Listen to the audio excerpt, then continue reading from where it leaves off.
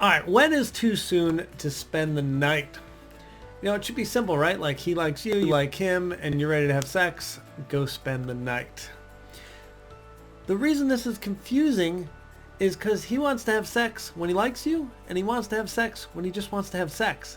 So if he's providing physical affection towards you, trying to kiss you, trying to escalate a physical situation, it's giving you no information. Does he like me or does he just want sex? We don't know. So if you're trying to figure out if he likes you, I've got 7 signs he likes you, so we're going to link up that video so you have that. And now we're going to dive into when to have sex. All right, ladies, I'm Mike Goldstein of Easy Dating Coach, the most efficient coach on the planet. When to have sex. So I think sometimes we jump into the bedroom maybe on date 3 to 5 because sometimes maybe we're feeling insecure. I know I've done this myself where we're like, I'm not sure if they like me. They are pursuing me sexually, so why don't I hop in bed? Because that must mean they like me. So back to what I was talking about a second ago, that's not necessarily true. They could be having sex with you because they like you, or they could be having sex with you because they want to have sex. So don't allow, being a little anxious about whether someone likes you be a reason to hop into the bedroom. I want all of you coming from a place where it doesn't matter if he likes you. All that matters is, do you like yourself? So once you like yourself, when sex should happen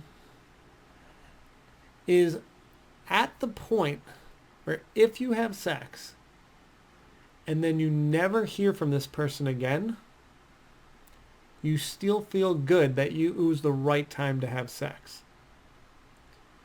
So does that make sense? Go in the comments and let me know if you agree with that. I used to have this 6-date rule, and I feel like this is more encompassing because I think this covers all our bases. Like the folks that are looking for a relationship, they know when it feels right to them and it makes sense. Everyone on here is smart and knows when a guy is into them and when they're into that person. And so if they have sex and never hear from him, it's either his loss, or at least you can say, hey, I did it at the right time. Now, I want to talk to you about a side issue that I'm seeing quite frequently.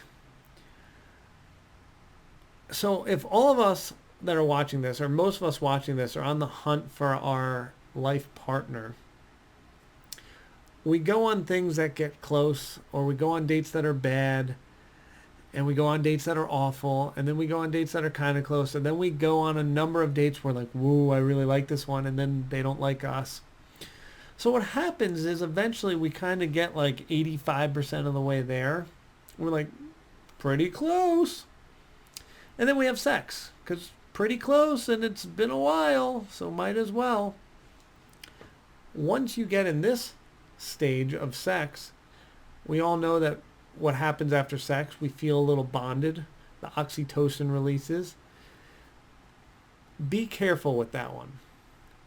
Because let's say the sex is magnificent, like it's really good, and we were 85% on the connection. 85% connection plus magnificent sex leads to a lot of wasted time, because what happens next is we stay in these relationships for a while because the magnificent sex and the connection's mostly there. So that is the scariest scenario. So be very hesitant to have sex with these 85% of the way there relationships. Remember, we just need to find one partner. We don't need to find 10 of them. Just got to find one. So be patient. But at the same time, for those folks that really want to just go have sex, like go have sex and have fun. But when it is time to get really serious about finding your partner, You got to be patient if you want to get it right.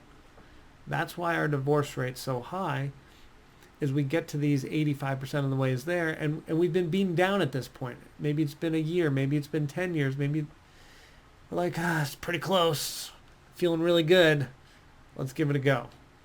And then once you have sex, all of a sudden the 85% changes in your mind, and you're like, this is there, magnificent sex. And the physical intimacy goes through the roof, which then takes over all intimacy. So if physical intimacy is just one part of intimacy, and then we've got obviously emotional intimacy, if you have great physical intimacy, it becomes the whole thing. So if we leave sex out for a little bit and we focus on the emotional intimacy, if that gets to a high enough level, then we're in a good relationship.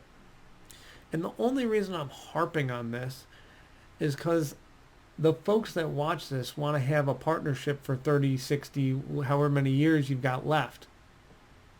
So this will endure in a relationship, in a long-term relationship. Some of the other stuff that tricks us is going to cause relationships to eventually die off. So I just want you to be aware of all this stuff on when you make a decision to have sex, whether it be on date 1, date 5, date 300, whatever you want. Just go in with your eyes open, hopefully with this content. So do me a favor, go in the comments and just give me a brief, was this helpful? Go yes, or some cool emoji with some hearts or a rhino. Love that. But I hope it was helpful. Here to try to help you. And we'll see you next video. If you want to watch more, there and there. I love all of you.